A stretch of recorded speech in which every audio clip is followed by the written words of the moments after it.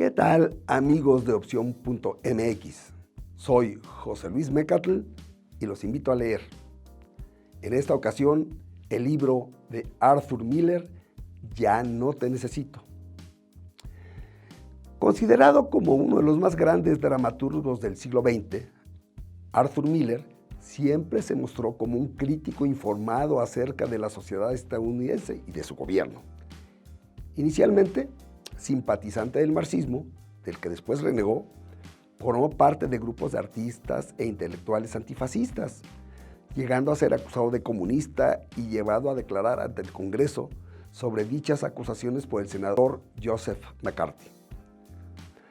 Mayormente reconocido por sus obras teatrales, entre las cuales figuran algunas que se consideran emblemáticas como La muerte de un viajante o Las brujas de Salem, ganador en 2 ocasiones del premio Pulitzer y el Príncipe de Asturias. No obstante, él mismo declararía que disfrutaba más escribir relatos. Así, en el libro que en esta ocasión comentamos, señala que, en comparación con la creación de obras teatrales, escribir relatos es indudablemente más placentero, si se relaciona este término con algo que uno lleva a cabo, ante todo por el gusto de hacerlo. Y más adelante nos confirma que es en el cuento donde experimento cierta relación con el lector, con los desconocidos. Escribir teatro conlleva algo de agresividad. Si existe una forma literaria amigable y familiar, es la del relato. Ya no te necesito es un conjunto de 10 narraciones cortas que el autor escribió en un lapso de 15 años y cuyas historias se distanciaron de esa tesitura crítica que caracterizaron sus obras de teatro.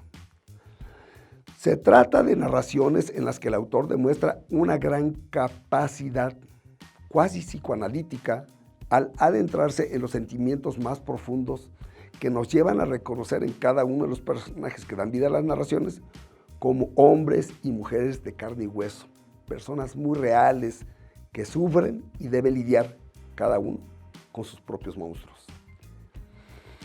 En el primer relato, el que le da nombre al libro, nos habla de la historia de Martín, un pequeño de 5 años, miembro de una familia judía, quien por su edad ni siquiera había empezado a tomar lecciones de hebreo, mientras que su hermano, Ben, apenas un poco mayor, ya participaba activamente en esas diversas fiestas judías en las que todo mundo lucía sus mejores galas. Así que Martín se envuelve en un alocado frenesí por tratar de hacer algo que sorprenda a todos y lo reconozcan como alguien mayor, al tiempo que protege a su familia de un secreto que, de conocerse, podría causarles un gran daño. En Monte San Angelo, Apello, un norteamericano con raíces italianas, acude en compañía de un amigo, Bernstein, a buscar a una vieja tía a la que no conoce y de quien únicamente tiene referencias. Todo como parte de un recorrido por varias localidades de Italia para recuperar pistas de sus ancestros. Propósito que desde la perspectiva de Bernstein no tiene mucho sentido y para ese momento le resulta más bien molesto, hasta que, discutiendo el tema, Apello lo interpela. ¿Es que no sientes nada por tus antepasados? ¿No te gustaría volver a Austria, cualquiera que sea tu lugar de procedencia, y ver dónde vivieron tus ancestros? Una pareja que regresa de la playa al atardecer se cruza de pronto con un grupo de pescadores que se encuentra organizando los pescados atrapados durante la jornada. Al acercarse, se percatan de que en ese momento están sacando una red del agua y aún puede verse una gran cantidad de pescados en movimiento. La mujer inmediatamente se inquieta. No soporta la idea de que esos pescados, aún vivos, de alguna manera habrán de morir. Historia que se narra en No mates nada, por favor. En Vislumbre de un Yoki, el protagonista se entera de manera accidental que quizá pueda ubicar a su padre, quien lo abandonó cuando tenía 1 año de edad y a quien nunca conoció. Al localizar al hombre, un pintor de brocha gorda, se propone a hacer algo por él. Lo que fuese, estaba dispuesto a sacrificar mi vida por él, Al fin y al cabo, ¿quién conoce la situación? Tal vez mi madre lo echó de la casa. ¿Quién sabe cómo fueron las cosas en realidad?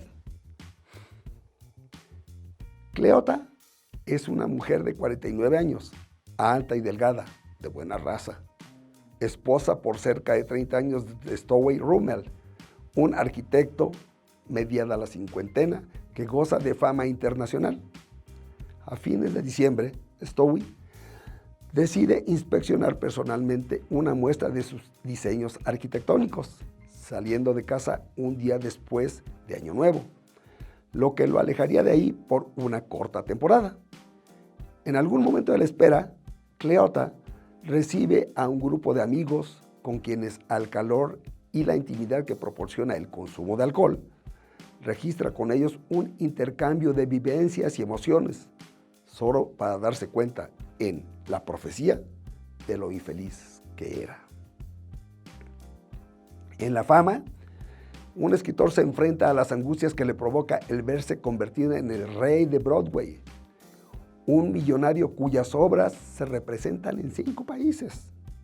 Ser un personaje tan conocido lo ubica en una situación de compleja soledad. Además, no tiene esposa, nunca se había casado. En ese momento, ¿cómo sabría jamás si una mujer lo miraba a él o al Meyer Berkowitz, a todo color de la portada de la revista? A su vez, en La noche del ajustador, Tony Calabrese, una especie de herrero de primera clase, es encargado de atender un asunto muy urgente. Un raíl doblado accidentalmente obstruye la salida de un barco que debe incorporarse a un convoy en un plazo perentorio. Tony es la persona adecuada para realizar el trabajo, pero debe llevarse a cabo en ese momento, medianoche de invierno, y el agua en el mar se encuentra semicongelada. El riesgo es enorme y una caída puede ser fatal. Un actor de Broadway va tomando conciencia de lo rutinario que se ha vuelto el desempeño de su profesión. Todo le sabe igual.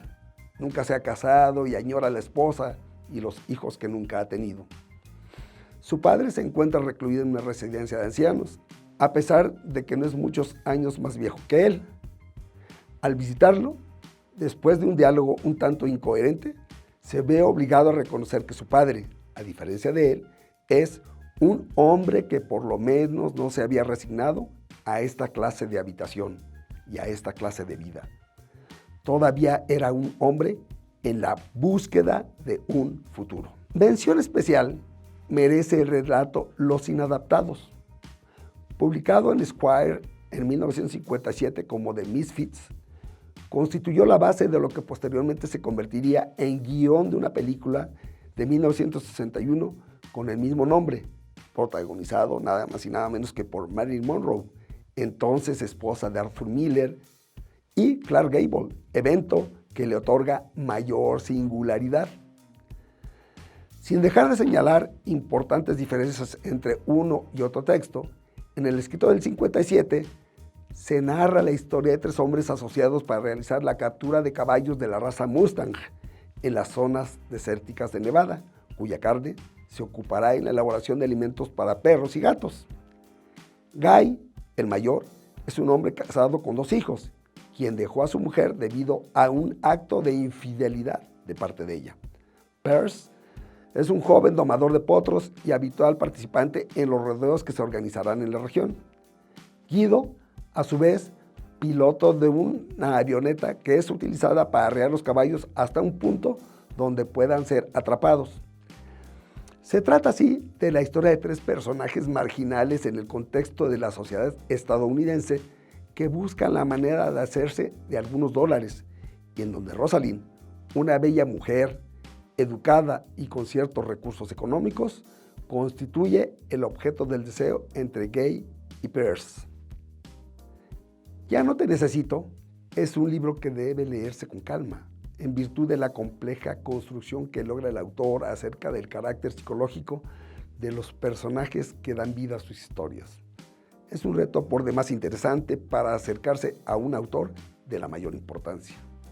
Si estás dispuesto a prestar un poco de atención, entonces te invito a leer aquí en opción.mx, voz en comunidad.